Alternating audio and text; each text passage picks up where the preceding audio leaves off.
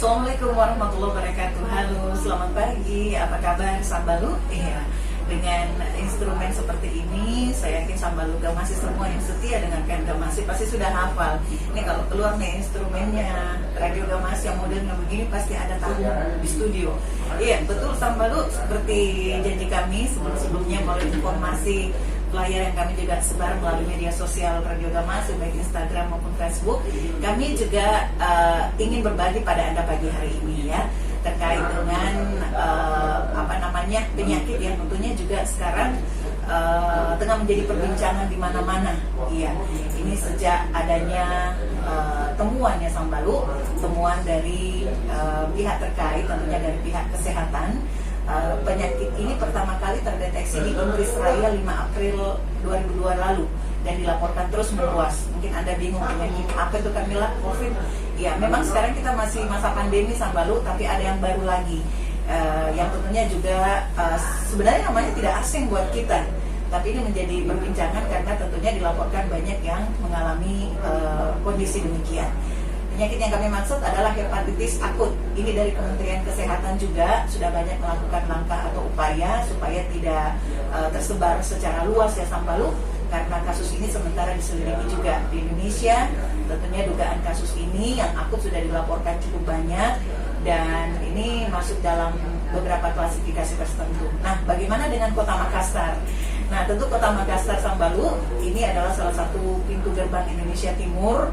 Bukan tidak mungkin dari pemerintahan kota kita, dari Pak Wali Kota kita bersama Ibu Wali kita, tentu terus meningkatkan kewaspadaan untuk mengantisipasi adanya penyebaran hepatitis akut di daerah kita, di kota kita tercinta yang di Makassar.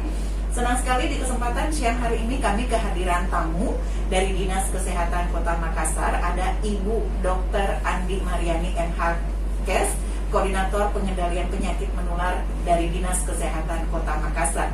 Assalamualaikum warahmatullahi wabarakatuh. Selamat pagi, apa kabar Ibu? Iya, waalaikumsalam warahmatullahi wabarakatuh. Kabar baik, alhamdulillah. Alhamdulillah. Perjalanan Pak ke studio Bu aman-aman Ji? Lancar jaya? Ya, masih tidak macet. Masih jam segini. Oke, tapi sudah mulai masuk kantor Bu Di? Iya, sudah masuk kantor. Nah itu dia, alhamdulillah. Nah mungkin di perjalanan pagi hari ini Sambalu ada yang hampir sama dengan tamu kami, tetap dalam aktivitas tak, mungkin perjalanan tak juga alhamdulillah lancar, kan doakan tetap lancar seperti itu ya, sampai di tempat tujuan tak juga dengan selamat. Ibu, selamat datang di studio Radio Gamasi, pertama kali ke studio ya Bu? Ketiga kali mungkin ketiga ya, kali. Ya. Tapi sudah lama, masih sebelum masih pandemi. Sebelum pandemi, ya. betul. Nah, Ibu Dr. Andi Mariani ini Sambalu tentunya juga banyak berkecimpung ya di bidang beliau ini, bagaimana pengendalian penyakit-penyakit menular. Nah, yang kita maksud tadi hepatitis, sebenarnya hepatitis itu seperti apa sih Bu? Kalau boleh kasih gambaran ke kita. Ya, jadi mungkin yang harus dipahami dulu oleh masyarakat bahwa hepatitis itu adalah penyakit yang sudah lama sebetulnya yang ditandai dengan adanya gangguan pada fungsi hati. Nah, gangguan pada fungsi hati itu kalau misalnya kita lihat gejala klinisnya yang paling sering muncul itu adalah kita di warna kuning pada seluruh tubuh. Oh, kuning. Iya, jadi sakit kuning yang mungkin orang awam mendengarnya itu sakit kuning ya. Sakit Itu kuning. mungkin kalau di istilah medisnya itulah yang kita sebutkan sebagai hepatitis. Cuman untuk pembuktiannya kita harus melewati beberapa pemeriksaan laboratorium dulu untuk melihat bahwa fungsi hati ini memang karena fungsinya meningkat, dia bekerja lebih keras, jadi ada yang dinamakan serum untuk pemeriksaan fungsi hati itu mengalami peningkatan. Begitu.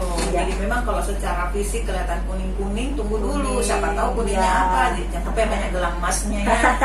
Ada Kinclong. cincinnya, ada kalung emasnya itu kuning. Tapi kuning yang satu ini dari kulit sudah kelihatan kuning. Kuningnya juga tidak seperti biasa ya, Bu, kayak iya. kuning langsat apa tidak ya? Mungkin yang kita sering lihat itu biasa bayi-bayi yang kuning ya. Itu yang misalnya pada usia beberapa hari sampai 2 minggu itu kadang juga mereka kuning. Tapi kalau masih usia segitu itu masih normal karena memang sudah fisiologisnya bayi seperti itu. Tapi kalau kuning yang orang dewasa atau anak-anak itu biasanya di telapak tangan, kemudian di putihnya matanya itu jadi berwarna kuning. begitu, itu bisa ditandai. Tapi untuk lebih spesifiknya mungkin bisa ke pelayanan kesehatan ya Bu, Iya, betul. untuk memeriksakan lebih lanjut. Baik. Oh ya, sebelum kita jauh ini ngobrol soal antisipasi hepatitis di Makassar khususnya untuk anak-anak kita, Iya. kami ingatkan Sambalu Gamasi, sekiranya ada mau bertanya, ada yang kita mau konsultasikan, mumpung Ibu Dokter ada di sini, atau paling tidak ada kita kasih masukan, komentar, mari bisa kita bergabung lewat layanan teleponnya Radio Gamasi di 830-644, SMS maupun WhatsApp bisa di 0811-411059. Telepon langsung di WhatsApp juga bisa Sambaludi. Iya, kami tunggu sepanjang acara ini berlangsung. Ini belum apa-apa sudah ada yang WA ini. Sabar ya. Nah, Ibu Dokter, kita bicara hepatitis. Hepatitis itu sebenarnya lebih banyak menyerang ke siapa? Kalau kita sekarang yang kita hadapi ini memang kebanyakan sama anak-anak ya, karena mungkin kita ketahui bersama anak-anak itu adalah golongan usia yang rentan. Jadi bukan hanya hepatitis, sebetulnya penyakit apapun itu pada anak kans untuk kena itu lebih besar dibanding pada orang dewasa yang sudah punya fungsi imunitas tubuh lebih baik. Ya, jadinya memang pada anak yang kita waspadai, dan rupanya memang sekarang kasus ini juga merebaknya terutama pada anak. Karenanya memang ya sebetulnya kalau kita lihat perlangsungannya hepatitis ini masuk ke tubuh itu kan yang paling sering kita lihat melalui saluran pencernaan ya. Jadi kalau pada anak-anak yang kita harus jaga sebetulnya asupan makanannya anak itu, kebersihannya terutama bagaimana cara pengolahannya, kemudian dia pokoknya dalam proses pengolahan makanan tersebut dan juga proses pemberiannya harusnya kita mengutamakan kebersihan. Jadi lebih kepada kebersihan lagi. Iya, kembali ke PHBS, kembali lagi ya. Jadi ujung-ujungnya semua akan balik ke PHBS. Iya, baik. Nah, itu dia. COVID juga ini kan paling tidak sangat erat kaitannya ya. Intinya PHBS, kembali lagi kita harus selalu cuci tangan pakai sabun. Kembali ke selera yang pertama, kembali ke laptop, cuci tangan pakai sabun. Kenapa kemudian disebut hepatitis misterius, Bu? Ya, dia dinamakan misterius itu istilah dari WHO ya sebetulnya, karena dinamakan kan yang kita kenal itu hepatitis A sampai pemeriksaannya bisa A, B, C, D, E itu sudah bisa, tapi yang misterius ini rupanya pada saat dilakukan pemeriksaan di luar sana karena dicurigainya hepatitis, salah satu hepatitis yang kita sudah kenal kan. Setelah diperiksa ternyata tidak ada satupun yang memenuhi kriteria tersebut, makanya masih dianggap sebagai misterius. Begitu ya. Memang sih kita tahunya bahwa hepatitis itu golongannya ada beberapa begitu ya, Bu. Dan ini berbeda-beda ya, Bu. Dari A, B, C. Itu beda-beda begitu ya. Yang banyak itu sebetulnya kita waspadai dan sudah beberapa kali kita sebetulnya KLB hepatitis A karena yang penularannya melalui makanan. Makanan itu. Iya, bukan dari makanannya langsung sebetulnya. Kalau makanannya mungkin dia tidak akan mendapatkan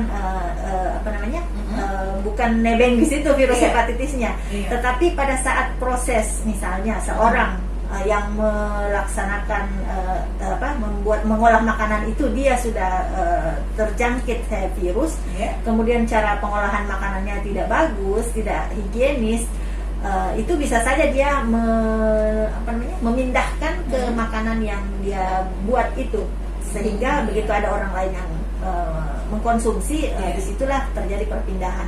Atau mungkin saja ini yang kemarin itu kita sering KLB terutama karena mereka saling berpindah-pindah alat makan. Nah ini kan kadang-kadang, terutama lagi itu juga tadi kan anak-anak ya. Jadi anak-anak itu kan kalau misalnya dia diminta makanannya sama temannya lalu tidak dibagi, dibombek, sengkek. Ya jadinya kadang-kadang di situ lah makanya penularannya itu lebih cepat juga ke anak-anak. Karena ya itu dia mungkin pola hidup atau mungkin ininya anak-anak itu mungkin masih susah untuk bisa begitu mereka. Jadi bukan sekek kodok, karena anak menjaga supaya tidak mengantisipasi hal yang tidak diinginkan. Iya, Sambalu, tamu kita siang hari ini, kalian tanya Ibu Dokter siapa ini? Iya, siang hari ini tamu kami di Radio Gamasi. Ya tentunya juga kalau beberapa kali Anda mendengarkan siaran-siaran Radio Gamasi, bukan kali pertama beliau kesini. Beliau adalah Ibu Dokter Andi Mariani, MHKes, yang tentunya juga di Dinas Kesehatan Kota Makassar lebih banyak ini mengkoordinatori ya katakan hal seperti itu, mengkoordinir pengendalian penyakit menular khusus di wilayah Makassar. Nah, ini sudah ada yang ketuk-ketuk pintunya Radio Gamasi, coba kita cek dulu. Halo, assalamualaikum. Iya, tapi dengan siapa nih Pak? Pak Hamsa, di mana Pak Hamsa? Di Landak Baru. Silakan Pak Hamsa, Ibu Dokter ada yang mau ditanyakan mungkin. Waalaikumsalam Pak Hamsa. Iya.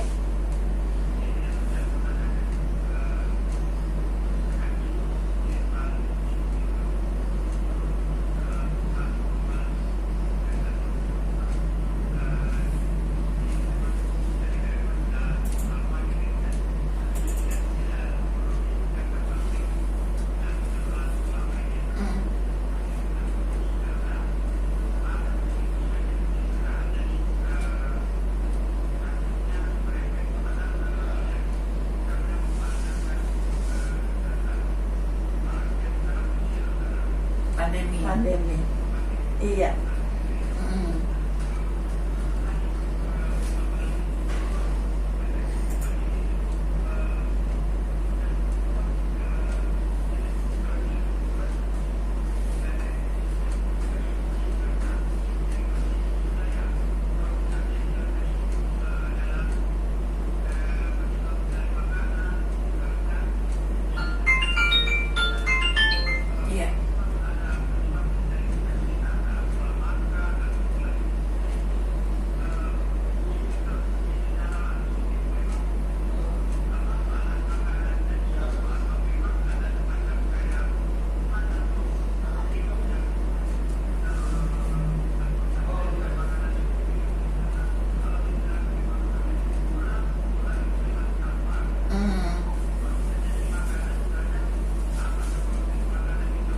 Di masa betul. Oke, baik. Oke, Pak, nanti langsung dijawab Pak ya. Terima kasih. Dengan Pak siapa tadi? Itu jadi begitu dia tanyakan, mungkin kekhawatiran orang tua sama dengan kita semua. Apakah memang pencetusnya makanan? Kalau memang makanan, apakah proses memasaknya itu yang kurang begitu bagus, atau memang ada makanan yang katakanlah pencetusnya yang lain? Ini lebih ke makanan maksud Bapak tadi. Gimana itu Bu Dokter? Ya, jadi memang karena tadi sebetulnya baru salah satunya yang dibahas dari makanan, dan itu yang paling cepat menular memang karena memang kondisi kita untuk makanan di daerah timur sini kan ya, jadi pokoknya salah satunya itu adalah melalui makanan. Jadinya agar supaya tidak terkontaminasi makanan, pengolahannya itu harus diolah dengan baik, dengan higienis, dan terutama jangan sampai kita menggunakan bahan-bahan yang sudah tidak bermutu baik, atau barangkali mau diselamatkan ya kan, kadang-kadang ya biasalah ibu-ibu ini masih bagus nih, panas masih bagus panasi. Nah, karena kita tidak tahu, jadi sekarang ini memang masih misterius ya, jadi penyebab pastinya sampai saat ini etiologinya kita sebutkan bahwa masih dalam penyelidikan, sehingga untuk daripada kita menyingkirkan dulu kemungkinan apa, misalnya dari makanan. Nah, selain itu hepatitis yang lain itu kan melalui jalur darah ya. Jadi melalui enteral. Jadi istilah medisnya melalui enteral dan parenteral. Kalau enteral itu melalui saluran cerna, parenteral itu di sekitar saluran cerna. Begitu. Jadi cara masuknya itu kan, karena kan sebetulnya kalau kita lihat virusnya, namanya virus. Jadi virus itu sebetulnya semua, kalau badan kita hanya diserang oleh virus, itu akan self-limiting disease, yaitu dia akan sembuh dengan sendirinya dengan catatan kita punya daya tahan tubuh baik, kita punya kekebalan tubuh maksimal, kemudian status gizinya kita tercukupi, istirahatnya cukup. Jadi kembali lagi kita yang kemarin kita hampir 3 tahun terkungkung di pandemi COVID, kayaknya sudah cukup banyak pelajaran yang kita harusnya petik. Sudah terlatih Iya, dengan protokol kesehatan itu jangan sampai kita abaikan, karena ya memang ini pastinya akan cukup bermanfaat juga untuk mencegah virus hepatitis yang masuk ataupun virus apapun itu, yang jelas intinya kembali lagi ke hidup bersih, hidup PHBS bersih. lagi Iya. kembali. Iya. Baik, jadi seperti itu ya Pak. Iya. Mudah-mudahan bisa puas dengan jawabannya. Tapi Bu, untuk gejala ringan dari hepatitis itu apa pada anak kita? Antara gejala ringan sama gejala beratnya. Gejala ringan dulu. Ya, kalau gejala awalnya itu kan, nah ini yang mungkin harus diwaspadai juga oleh para orang tua, karena jangan sampai ada yang mual, muntah, rasa tidak nyaman, dianggap sakit biasa itu kan. Oh, begitu. Nah itu gejala awalnya semua penyakit yang masuknya kuman ataupun apa dari luar ke dalam tubuh itu sebetulnya hampir sama. Hampir sama, dia tipes sama tong ini kayaknya Tipes juga gejalanya. begitu, hepatitis begitu. Iya. Jadi intinya saluran cerna yang semuanya, yang awalnya diserang itu pasti gejalanya ke situ dulu. Mual, muntah, tidak nafsu makan. Tidak nafsu makan. Kemudian kalau sudah tahap lanjut, misalnya agak-agak lemes, loyo. Kalau demamnya barangkali tidak terlalu sampai tinggi ya, tidak sama dengan kalau virus DBD kan pasti demamnya duluan. Kalau ini memang efek mual muntahnya itu yang lebih, mual muntah dan rasa tidak enak nyaman, tidak nyaman di tubuh. Nah itu mungkin yang sekarang, kalau dulu barangkali biasa itu, nanti kamu masuk angin tidur saya gitu kan. Sekarang itu yang harus diwaspadai oleh orang tua. Kita harus melihat ke gejala lanjutan. Tapi harapannya sih tidak sampai terjadi gejala lanjutan itu. Tapi namanya kita meningkatkan kewaspadaan. Kalau misalnya setelah episode mual muntah kemudian tidak nyaman tersebut ada muncul warna kekuningan, yang kita harus tadi waspadai di telapak tangan dengan di kelopak mata ataupun seluruh badan. Itu seluruh badan tidak langsung begitu saja ya, jadi pasti dia melewati tahapan dulu. Mungkin awalnya itu di tangan dulu, kemudian di kelopak mata. Nah kalau sudah ada seperti itu jangan sampai dianggap biasa ini karena kita sekarang sudah harus aware, kita sudah harus waspada. Dan terutama lagi kalau misalnya buang air kecilnya berwarna teh, seperti teh pekat, kelihatan sekali. Bukan dia kuning. Kalau kuning barangkali karena mungkin kurang minum atau apa, ini dia memang mengarah ke teh. Agak mau merah-merah juga. Iya, agak kemerahan. Jadi itu kalau sudah ada seperti itu jangan ditinggal diam. Itu harus sudah dilakukan pemeriksaan laboratorium dengan ke puskesmas saja dulu. Kalau misalnya dilihat perkembangannya, mungkin nanti pihak puskesmas sudah punya sistem untuk kita melakukan rujukan dan komunikasi dengan fasilitas kesehatan yang tahap lanjutan. Jadi seperti itu ya. Iya. Mudah-mudahan juga ada kabar yang baik ini, karena tentu Dinas Kesehatan Kota Makassar sekarang menyiapkan apa saja Ibu untuk antisipasi di wilayah kita. Apakah memang sudah ada laporan dulu ini? Apa sudah ada laporan yang masuk terkait itu? Ya, kalau untuk laporan yang masuk itu yang untuk sementara sampai saat ini memang baru yang salah satu, karena fasilitas kesehatan kita di Makassar ini merupakan pusat rujukan juga. Jadi sebetulnya kita hanya menerima yang dirujuk dari daerah lain juga untuk masuk ke dalam wilayah Kota Makassar untuk dilakukan pelayanan kesehatan. Jadi yang saat ini memang ada satu, cuman itu belum terkonfirmasi ya. Jadi mungkin kita balik dulu ke untuk kasus yang sekarang kan belum wabah, masih kejadian luar biasa. KLB. Kalau kejadian luar biasa itu kita bagi beberapa tahapan. Jadi kalau suspek itu dicurigai. Jadi kemungkinan orang-orang yang ada gejala klinis seperti itu masih dianggap suspek. Kemudian harusnya setelah ketemu suspeknya dilakukan pemeriksaan laboratorium. Pada saat pemeriksaan laboratorium misalnya ada beberapa hal di situ yang harus diperiksa. Pada saat kalau tidak salah yang sekarang ini petunjuknya dari pusat itu ada sekitar 5 pemeriksaan. Nah kalau misalnya sudah ada yang mengarah ke situ, itu barangkali tapi tinggal pemeriksaan pastinya yang belum ada, itu dianggap kasus probable. Probable itu kemungkinan, tapi sudah kemungkinan itu sudah hampir pasti.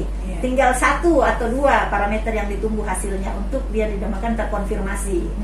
Nah kalau yang kemarin di COVID kan kita cuma kenal 2 ya, dia suspek atau terkonfirmasi. Ini terkonfirmasi. Ini ada namanya kasus probable. Jadi probable itu kemungkinan besar. Jadi suspek itu dicurigai, kemudian probable itu dia kemungkinan besar, kemudian bisa ya bisa tidak, bisa ya bisa maksudnya, tidak, ya. tapi sudah mengarah ke situ ya. Tapi kita membutuhkan satu parameter lagi yang untuk bisa dianggap bahwa itu kasus yang terkonfirmasi. Nah, untuk terkonfirmasi di wilayah tak sendiri, katanya ada sudah dirawat di Wahidin. Nah betul itu ya, Bu? masih suspek. Masih Itu, suspek. Bu. Ya, Ada karena berapa orang tuh, Bu? yang saat Terlapor. ini terbaru yang informasi sampai ke kami itu baru satu orang Baru yang satu kemarin orang. dari Sulbar. Tapi ya karena itu masih dalam penyelidikan ya, masih dalam investigasi dari pihak Wahidin. Jadi kami juga masih mendapatkan informasi juga belum sampai terlalu pasti ya. Iya. Karena memang jalur informasi kalau ada kasus KLB seperti ini itu biasanya duluan informasi tersebut ke pusat. Ke Menkes karena memang alurnya seperti itu, apalagi Wahidin kan sudah pusat rujukan untuk Indonesia Timur. Jadi terlapornya ke Kemenkes, nanti kami di sini sebagai yang memiliki wilayah di Kota Makassar itu akan melanjutkan nanti dengan melakukan investigasi ke kontak barangkali yang memang kontak dengan kasus tersebut. Tapi karena ini asalnya dari rujukan ya. Luar, Jadi untuk sekarang kita hanya meningkatkan kewaspadaan saja untuk bagaimana kita sistem yang selama ini sudah ada itu lebih ditingkatkan lagi. Oh, jadi yang di Wahidin bukan dari Makassar, Iya, tapi yang kemarin terkonfirmasi dari Polewali kalau tidak salah rujukan dari luar, dari Sulawesi Barat. Usia berapa itu, Bu, yang sekarang sementara perawatan? Usia anak juga ya? Anak. Usia anak juga. Jadi memang ini karena, tapi jangan sampai kita pikir yang kena anak, yang dewasa enggak usah ini deh. Jangan sampai orang dewasa juga lengah karena namanya ini kasus baru ya, misterius. Jadi ya intinya semua orang bisa kena, bukan hanya anak-anak saja. Cuman ya itu dia, karena sekarang kebetulannya mungkin kasus yang ditemukan baru pada anak-anak, tetapi jangan sampai orang dewasa juga malah lengah, malah jadi tidak waspada, tidak aware, jadinya nanti siapa tahu ada yang positif, bukan itu hanya kena di anak-anak. Padahal bisa saja belum ketemu saya. Semua peluang pasti ada. Oke, Bu, kita break dulu. Sambaluga masih tetap lagi di sini di 105,9. Beberapa mitra kerja kami perdengarkan dulu, Di.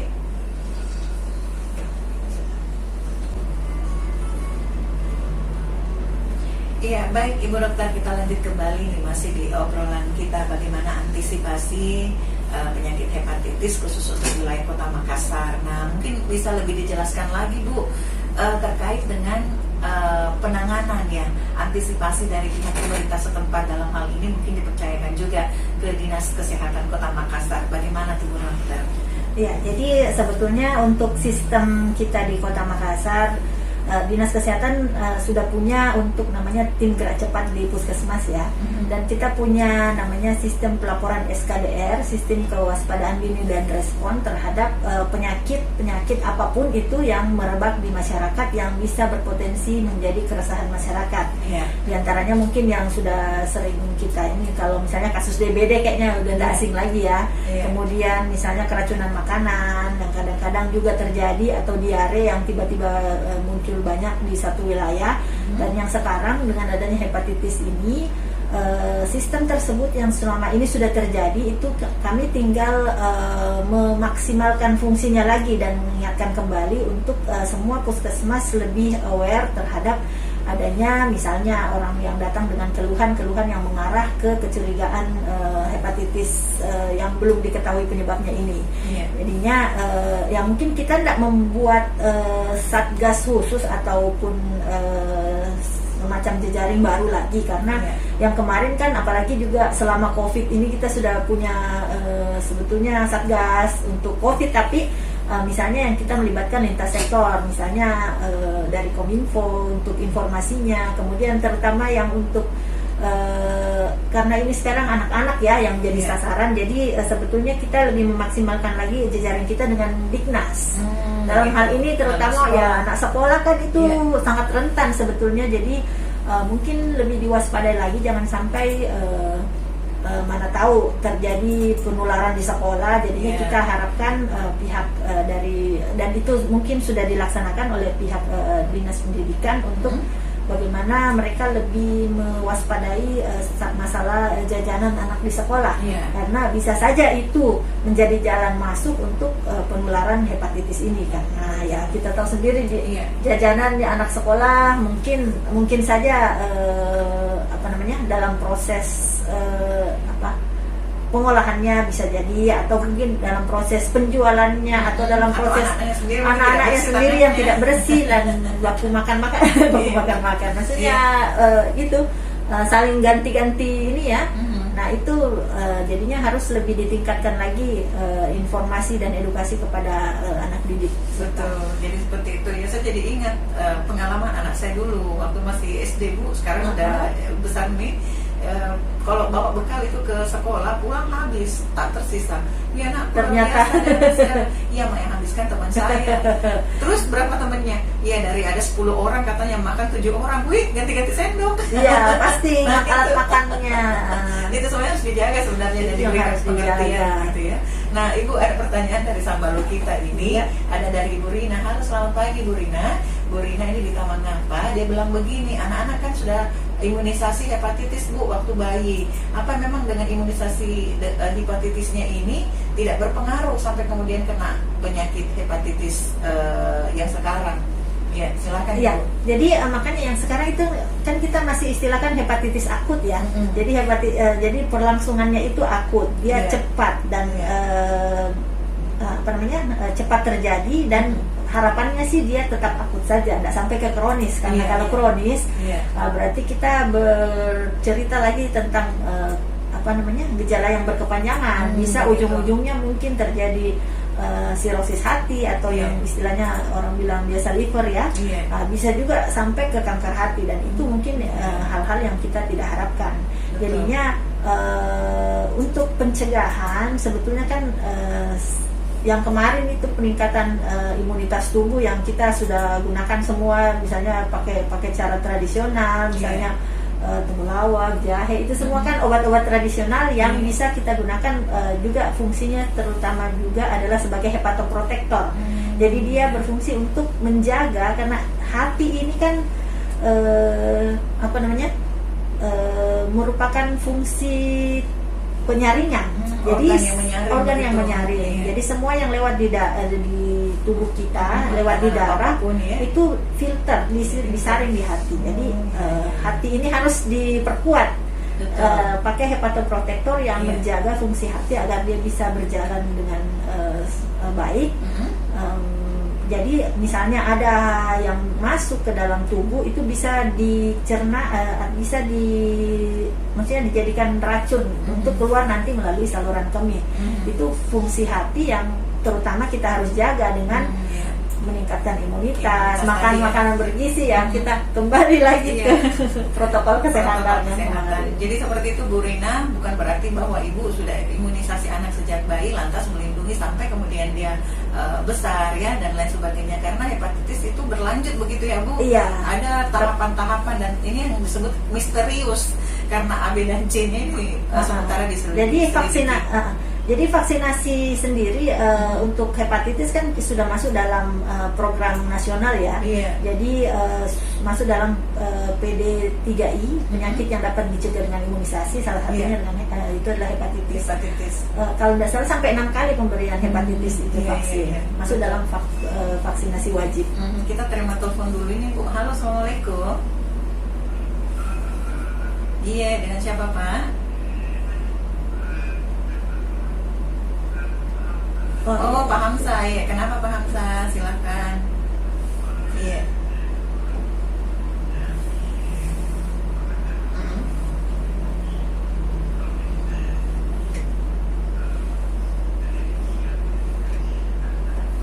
Terus? Iya.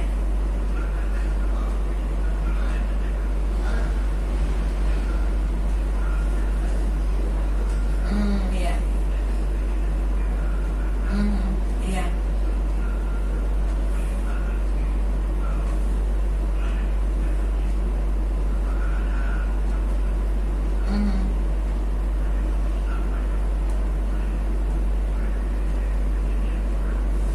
Kan sekarang KTP elektronik Pak, jadi mungkin secara online itu sudah bisa dilaksanakan. Ini menyambung saja kalau apa yang pernah saya tahu dari pihak BPJS itu bisa sih Pak untuk sekali 2 kali pemeriksaan, nanti kemudian kita urus dokumen-dokumen tak.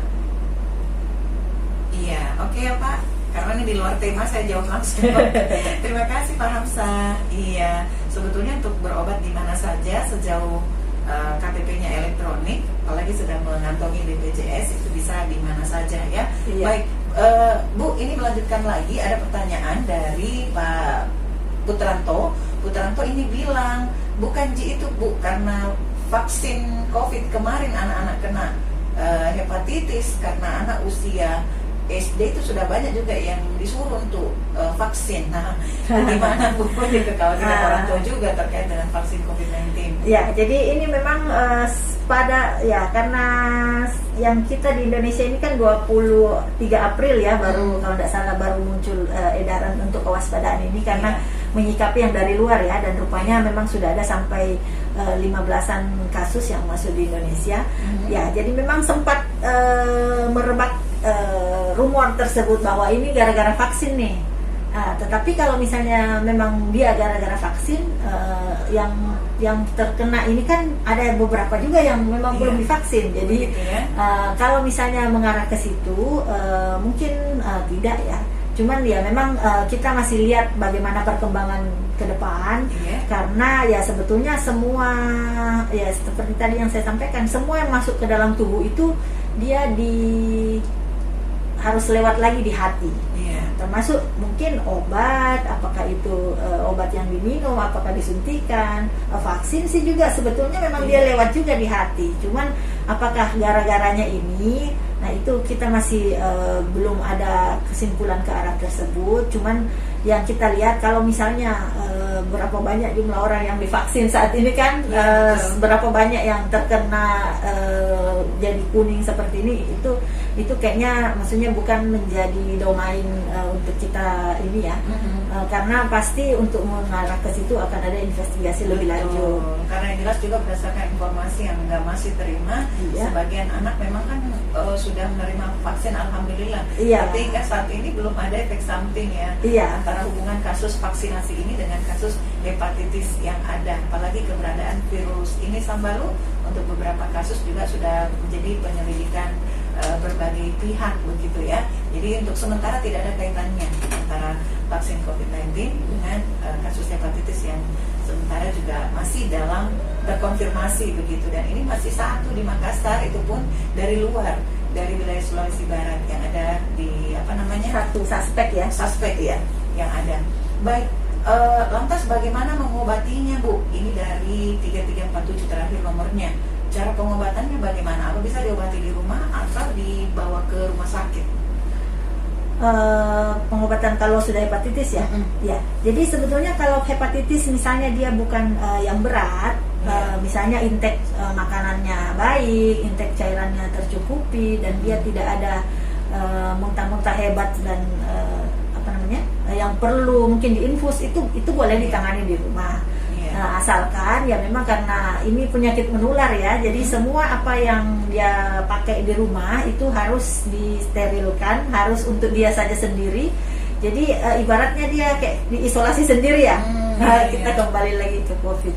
Jadi kalau ada penyakit yang sekarang kita curigai mungkin hepatitis misterius ini, itu memang dia harus diisolasi karena dia penularannya sampai saat ini kan kita masih apakah dia karena makanan kah, apa karena droplet, apa karena udara, itu belum diketahui pastinya. Jadi untuk amannya kita menganggap saja dia pokoknya dia menular lewat apapun deh, biar kita bisa meningkatkan kewaspadaan. Jadi kalau misalnya ada yang di rumah, kalaupun ada nantinya itu mungkin harus dipisahkan dengan orang lain. Kemudian pokoknya harus steril semua, dia diisolasi untuk bisa tidak berkontak dengan orang lain yang ada di sekitar rumah dan di rumah. Baik, ini ada dari Pak Ahmad Ibu. Pak Ahmad bilang hampir sama dengan pertanyaan dari 3347 tadi. Kalau misalnya diberikan obat-obat kemudian gejalanya hilang begitu, apakah masih perlu dibawa ke fasilitas kesehatan? Ya, intinya kan sebetulnya kita mau memastikan dulu ini penyebabnya apa. Jadi memang ada yang sekarang, apalagi obat sekarang lebih mudah didapat ya. Kemudian juga informasi kan sekarang kita googling saja, saya gejala ini, obatnya ini, itu semuanya bisa sudah ada nih, sudah tersedia dan bisa dengan mudah diakses. Nah, tetapi kalau misalnya seperti itu, berarti kita hanya mengurangi gejalanya saja. Penyebab pastinya apa itu kita tidak tahu. Jadi tapi terserah ini sih, maksudnya masyarakat kan sekarang sudah lebih cerdas pastinya, sudah lebih tahu yang mana yang lebih baik.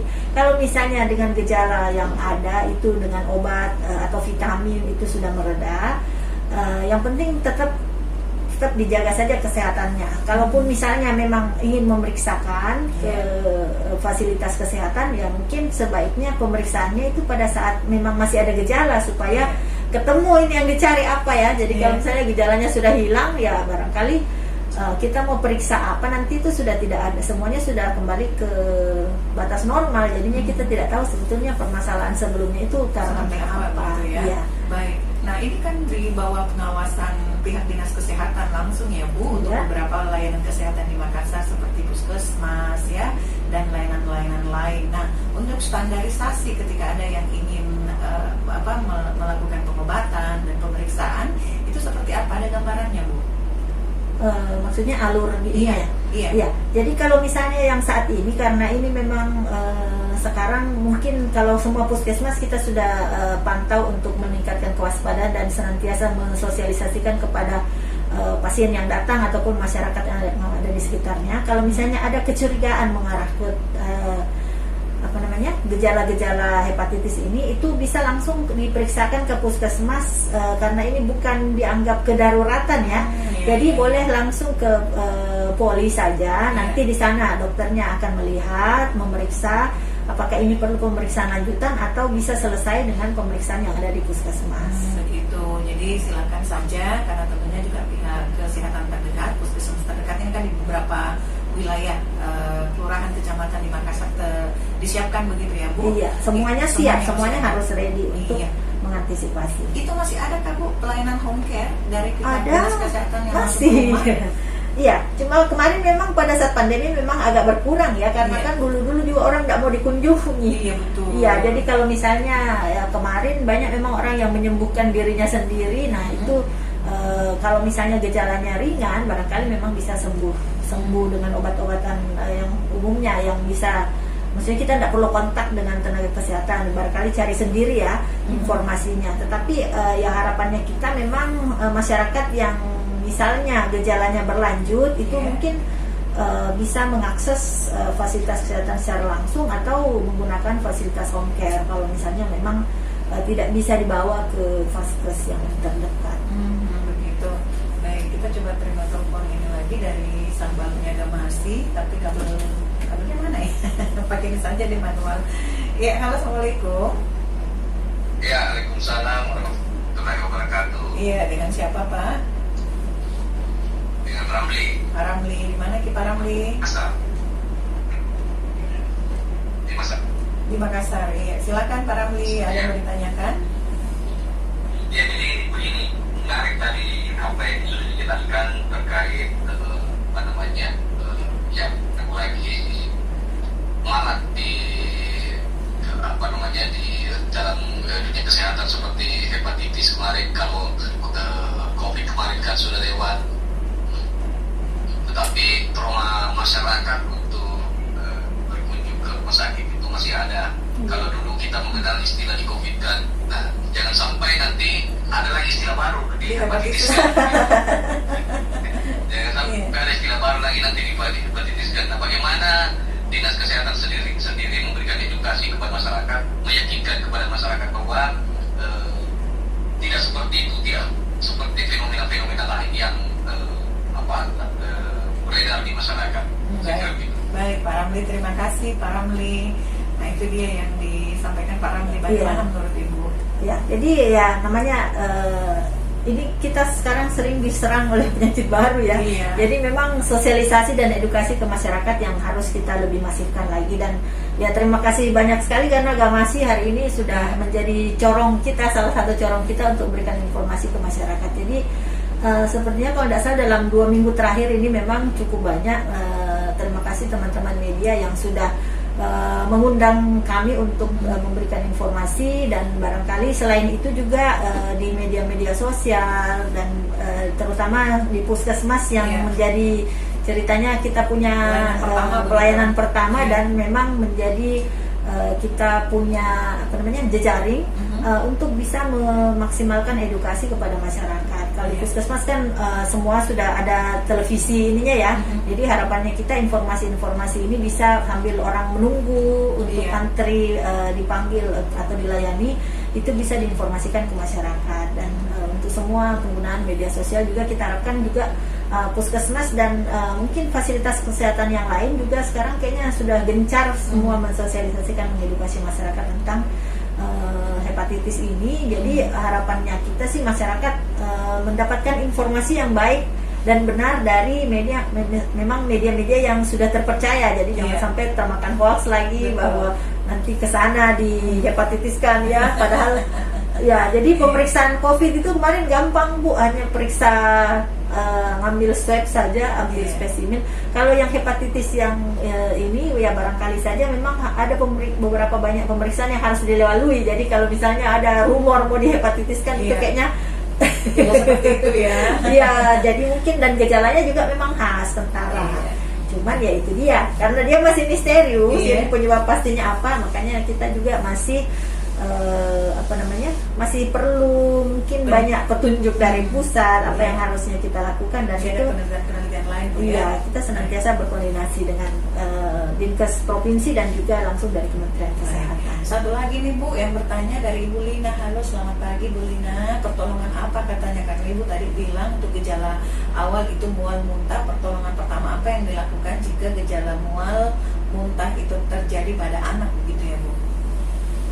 Ya, jadi pada umumnya sih memang kita lihat dulu ya. Mungkin kalau anak-anak itu biasanya kalau dia mual muntah, kadang-kadang kalau anak disuruh makan sayur dia juga mual muntah. Ya, jadi kita lihat dulu bagaimana ininya, maksudnya penyebabnya kira-kira. Misalnya dia tidak ada yang penyebab yang lain, kemudian tiba-tiba mual, kemudian muntah, dia rasa tidak enak badan. Nah itu kita sudah harus aware. Barangkali dulu-dulu kita menganggap ini biasa, mungkin masuk angin, apa dikasih mungkin minyak kayu putih apa segala macam. Nah kalau misalnya semua itu kita sudah lakukan, yang hal-hal rutin yang biasa ibu-ibu lakukan kepada anaknya itu sudah dilakukan, tetapi sekarang kita harus mewaspadai bahwa jangan sampai ini berkelanjutan. Nah, karena kalau berkelanjutan misalnya ada yang tadi itu sudah buang air besarnya, buang air kecilnya berwarna ke seperti teh ataupun kekuningan, nah itu berarti sudah ada masalah di hati. Nah masalahnya ini apa? Nah itu yang harus kita cari tahu. Kalau misalnya ketemu hepatitis A atau B atau C itu kan sudah ketahuan, langsung bisa diperiksakan. Tapi kalau misalnya diperiksakan lalu tidak ada ketemu juga, nah ini barangkali yang kita harus waspadai. Ini penyebabnya kira-kira apa lagi? Begitu ya? Nah seperti itu. Jadi kalau misalnya memang kejadian tersebut terjadi di rumah, ya mungkin kita pertolongan pertamanya ya, karena sebetulnya mual muntah kalau dia tidak masif, tidak banyak sekali, itu juga sebetulnya mungkin tidak menjadi kedaruratan kalau misalnya tidak banyak ya. Kecuali kalau sudah banyak dan berulang-ulang, nah mungkin kita harus periksa atau misalnya mengoreksi kekurangan cairannya, karena yang sebetulnya ini yang kadang-kadang juga orang lengah ya, kekurangan cairan itu kayaknya sepele, cuman kalau misalnya dia terlambat ditangani itu yang bisa mengancam, bisa berbahaya untuk kita. Baik, jadi seperti itu, yang penting jangan kekurangan cairan ya. Ketika di rumah sudah kita obati, pertolongan pertama mungkin seperti yang tadi Ibu sampaikan, kalau mual muntah coba dikasih minyak kayu putih, digosok-gosok ke badannya anaknya. Kalau sudah yang rutin ya. Iya, yang biasa berarti enak gitu. Tapi kalau misalnya itu berlanjut, anak-anak tambah muntah lagi, ya bawa lagi ke puskesmas atau ke dokter terdekat. Sekarang kan Faskes ada Faskes 1, 2, dan 3. Pasti kita ke Faskes 1 dulu ya, yang ada sesuai dengan jalur pelayanan kesehatan. Baik, Ibu Dokter, ada yang kita mau sampaikan sebelum kita pamit ini di acara bincang-bincang kita siang hari ini? Sudah 1 jam ya, tidak dirasa ya? 3 malam ya. Silakan Ibu Dokter. Iya, jadi untuk pendengar barangkali ya. Sambalu Gamasi. Oh, Sambalu Gamasi. Saya juga dulu Sambalu ya. Sama-sama Bu Sambalu. Iya, jadi untuk Sambalu Gamasi yang mendengarkan hari ini, Jadi pertama intinya sebetulnya jangan kita panik, Iya. dan jangan yang jelas kita waspada saja karena dan meningkatkan terutama pola hidup bersih dan sehat. Karena semua penyakit yang masuk ke dalam tubuh itu jika kita menggunakan pola hidup bersih dan sehat dengan baik, Iya. itu sangat kecil kemungkinan bisa terjangkit kepada kita. Jadinya kita maksimalkan kembali. Mungkin yang kemarin sudah ada agak-agak lupa untuk cuci tangan pakai sabun, kemudian pola hidupnya mungkin kembali lagi begadang apa segala macam ya, karena kita sudah ujung-ujungnya COVID ini, mudah-mudahan Iya. jadi jangan sampai kita lengah dengan hal tersebut karena semua itu pasti ada manfaat yang baiknya untuk kita. Jadinya kalau kita kasih kata kunci satu tuh, cuci tangan Iya, tangan cuci saja tangan. selalu pakai sabun. PHBS Diperkuat. diperkuat. Baik, Ibu Dokter, terima kasih untuk kehadirannya di Iya, studio terima sama kasih Gamasi sama-sama. juga Terima kami. kasih Gamasi sudah jadi corong kita untuk informasi ke masyarakat. Amin Bu, kami Iya. juga menunggu sekiranya ada informasi-informasi lain yang perlu disampaikan pada kami di Radio Gamasi. Iya, sama lalu baru saja kami berbincang soal bagaimana antisipasi hepatitis ya pada anak khususnya di wilayah Kota Makassar yang tentu dipersembahkan oleh Dinas Kesehatan Kota Makassar bekerjasama dengan Radio Gamasi, dan narasumber kita ada Ibu Dr. Andi Mariani MHKes yang tentu sudah memberikan penjelasan yang luar biasa. Beliau ini adalah koordinator pengendalian penyakit menular dari Dinkes Kota Makassar. Sekali lagi terima kasih Bu. Sehat selalu, sukses selalu. Salam untuk tim Amin. di Dinas Kesehatan, terutama Iya. di untuk Gadis ya. Baik Sambalu, sampai di sini sekali lagi pertemuan kami. Tetap jaga kesehatan. Ingat Sambalu, kesehatan itu tentunya sangat murah untuk dijaga, tapi mahal kalau kita sudah sakit nih.